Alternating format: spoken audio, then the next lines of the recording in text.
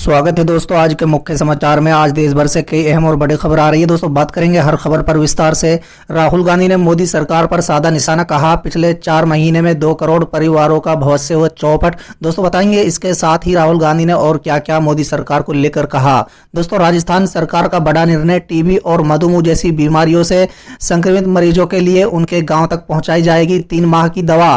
दोस्तों बताएंगे कब से पहुंचाई जाएगी राजस्थान में ये दवा। दोस्तों अवमानना पर सजा से पहले सुप्रीम कोर्ट ने प्रशांत भूषण को बयान पर विचार का मौका दिया, कहा किसी को पछतावा हो कोर्ट भी उदारता दिखाता है। दोस्तों बात करेंगे इस पर विस्तार से। लालू यादव के समधी चंद्रिका राय समेत 3 नेताओं ने थामा जेडीयू का दामन।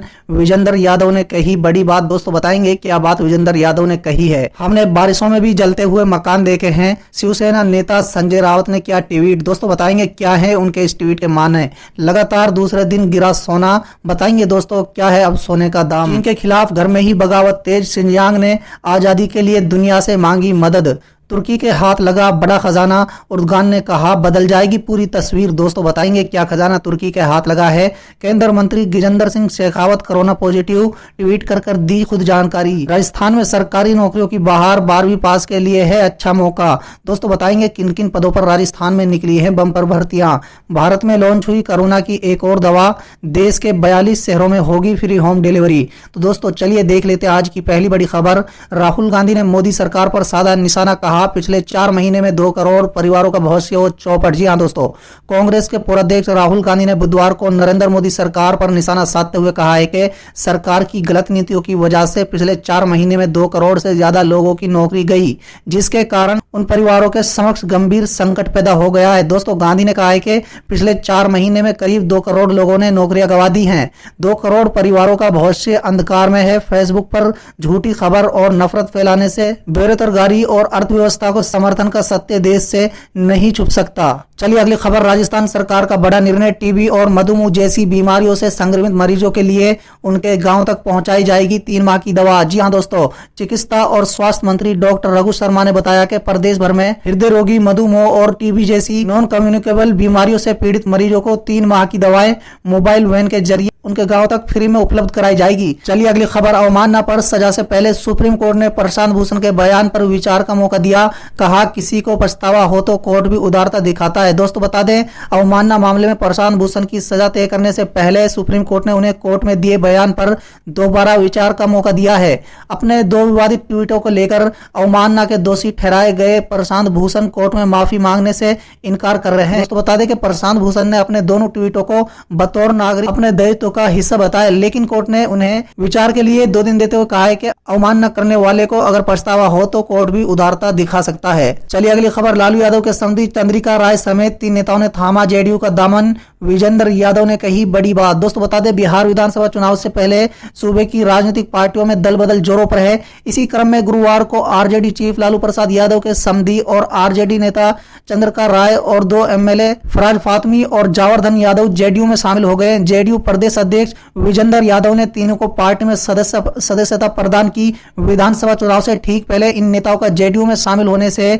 यह समझा जा रहा है कि लालू यादव की अगुवाई समीकरण, जिसके बदौलत उन्हें बिहार में 15 साल तक राज किया, वो अब टूटने लगी है। दोस्तों बिहार सरकार के मंत्री और जेडीयू प्रदेश अध्यक्ष विजेंद्र सिंह यादव ने गुरुवार को सदस्यता कार्यक्रम के दौरान कहा जेडीयू में गरीब और उपेक्षित को जगह मिलती है। अगली खबर। हमने बारिश में भी जलते हुए मकान देखे हैं। संजय राउत के इस ट्वीट के क्या है माना। दोस्तों बता दें कि सुशांत सिंह राजपूत मामले में शिवसेना सांसद संजय राउत आए दिन बयानबाजी कर रहे हैं। उच्चतम न्यायालय के फैसले पर चुप्पी साधने के 1 दिन बाद उन्होंने शायराना अंदाज में एक ट्वीट किया जो काफी वायरल हो रहा है। दोस्तों बता दें रावत ने रविवार को ट्वीट कर लिखा कि किस्मत पे इतना नाज ना करो, हमने बारिश में भी जलते हुए मकान देखे हैं, और आगे लिखा है जय महाराष्ट्र। हालांकि उन्होंने इसमें किसी का नाम नहीं लिखा, लेकिन उनका इशारा सुशांत केस की सीबीआई जांच की ओर है। दोस्तों इससे 1 दिन पहले रावत ने कहा था कि मुंबई पुलिस ने पूरी सच्चाई के साथ जांच की है, कानून से ऊपर कोई नहीं है। दोस्तों बता दें कि सुप्रीम कोर्ट ने बुधवार को अपना फैसला सुनाते हुए केस की जांच का अधिकार सीबीआई को दिया।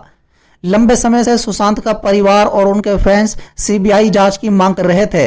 चलिए अगली खबर, लगातार दूसरे दिन गिरा सोना। दोस्तों बताएंगे क्या है आज का रेट। जी हाँ दोस्तों, भारतीय बाजार में सोने और चांदी की कीमतों में लगातार दूसरे दिन भी गिरावट दर्ज की गई है। एमसीएक्स पर अक्टूबर का सोना वायदा 300 रुपए कम होकर 52,320 रुपए प्रति 10 ग्राम पर, चांदी का वायदा भी 0.8% नीचे 67,440 रुपए प्रति किलोग्राम था। दोस्तों बता दें कि पिछले सत्र में सोना 1.8% यानी 950 प्रति 10 ग्राम फिसला था, जबकि चांदी में 2% यानी 1400 रुपए प्रति किलोग्राम की गिरावट आई थी। भारत में सोने की कीमतें 56,191 प्रति 10 ग्राम के नए उच्च स्तर पर पहुंचने के बाद स्थिर हो गई है। दोस्तों बता दें कि अब सोने की कीमतें 53,394 रुपए प्रति 10 ग्राम हो गई, जबकि चांदी की कीमतें भी घटकर 67,072 रुपए प्रति 10 किलोग्राम हो गई हैं। चलिए अगली खबर, तुर्की के हाथ लगा बड़ा खजाना, एर्दोगान ने कहा बदल जाएगी पूरी तस्वीर। जी हाँ दोस्तों, तुर्की के काला सागर में ऊर्जा का बड़ा भंडार हाथ लगा है। दोस्तों बता दें कि यह भंडार संभावित प्राकृतिक गैस का है। तुर्की के गैस भंडार के खोज अभियान से जुड़े दो लोगों ने यह जानकारी ब्लूमबर्ग को दी है और तुर्की के राष्ट्रपति ने भी इसको लेकर संकेत दे दिए हैं। दोस्तों बता दें कि तुर्की के राष्ट्रपति रजब तैयब एर्दोगान ने शुक्रवार को देशवासियों को खुशखबरी देने का वादा किया है।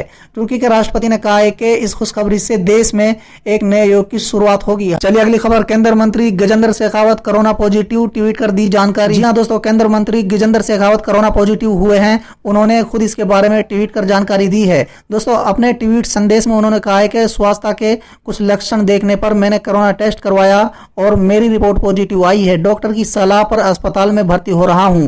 चलिए अगली खबर, राजस्थान में सरकारी नौकरियों की बहार, 12वीं पास के लिए अच्छा मौका। जी हाँ दोस्तों, राजस्थान में एक बार फिर सरकारी नौकरियों की बहार आई है। नौकरियों की तलाश कर रहे लोग आधिकारिक वेबसाइट पर जाकर नोटिफिकेशन पढ़ें और ऑनलाइन द्वारा फटाफट आवेदन प्रक्रिया में भाग लें। ऑनलाइन आवेदन करने की प्रारंभिक तिथि 19 अगस्त 2020, ऑनलाइन आवेदन करने की अंतिम तिथि 24 सितंबर 2020 है। चलिए अगली खबर, भारत में लॉन्च हुई कोरोना की एक और दवा, देश के 42 शहरों में होगी फ्री होम डिलीवरी। जी हाँ दोस्तों, दुनिया भर में कोरोना संक्रमितों की संख्या लगातार बढ़ती जा रही है।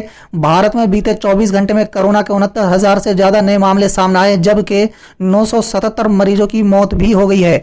यहाँ संक्रमण का मामला 28 लाख के पार पहुंच गया है, जबकि कुल मरने वालों की संख्या 53,000 के पार है।